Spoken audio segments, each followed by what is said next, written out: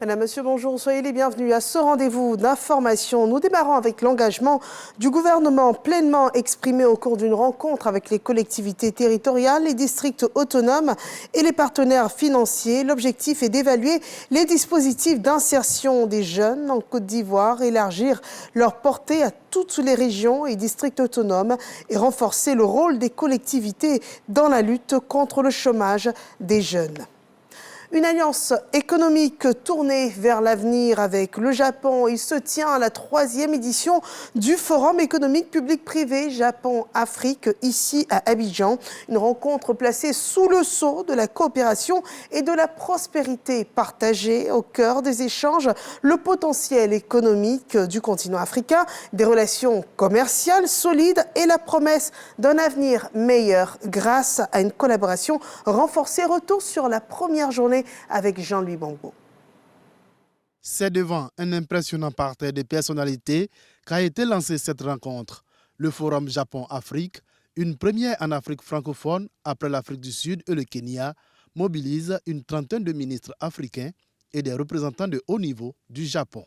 La vision que nous avons au Japon correspond à celle évoquée par l'Afrique et c'est pour ça que nous essayons d'apporter, n'est-ce pas, cette autonomisation des différentes entreprises et entrepreneurs en Afrique. Les échanges commerciaux entre l'Afrique et le Japon, estimés à 26 milliards de dollars en 2023, témoignent de la solidité des relations économiques entre les deux régions. Le Japon et l'Afrique entretiennent des relations économiques solides, bâties sur une coopération mutuellement bénéfique. Je voudrais me féliciter de la mobilisation de la communauté des affaires autour de ce forum à l'effet de prendre toute leur place dans la consolidation des relations d'affaires entre l'Afrique et le Japon, et ce en ligne avec l'agenda 2063 de l'Union africaine.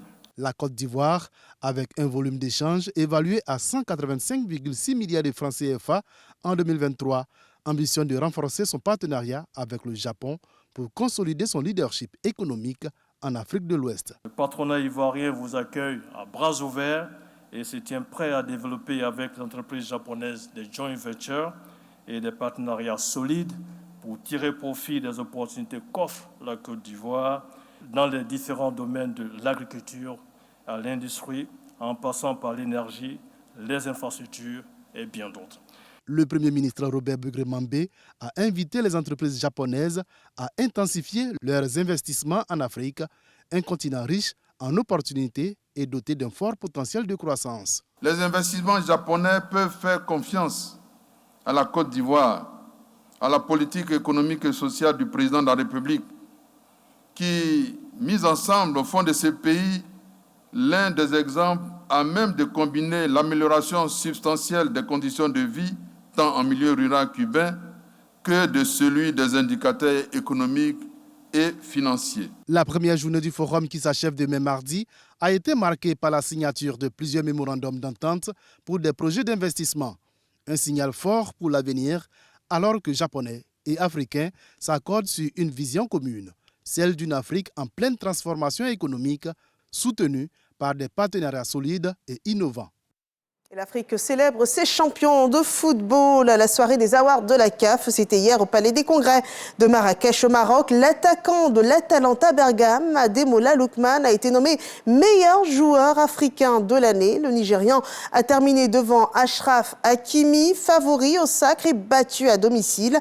En football féminin, la Zambienne Barbara Banda est sacrée, elle, ballon d'or africain aussi de l'année 2024. Et bien que Simon Adingra, l'Ivoirien, n'ait pas remporté le grand sac, la Côte d'Ivoire a tout de même brillé à cette cérémonie de récompense du football africain.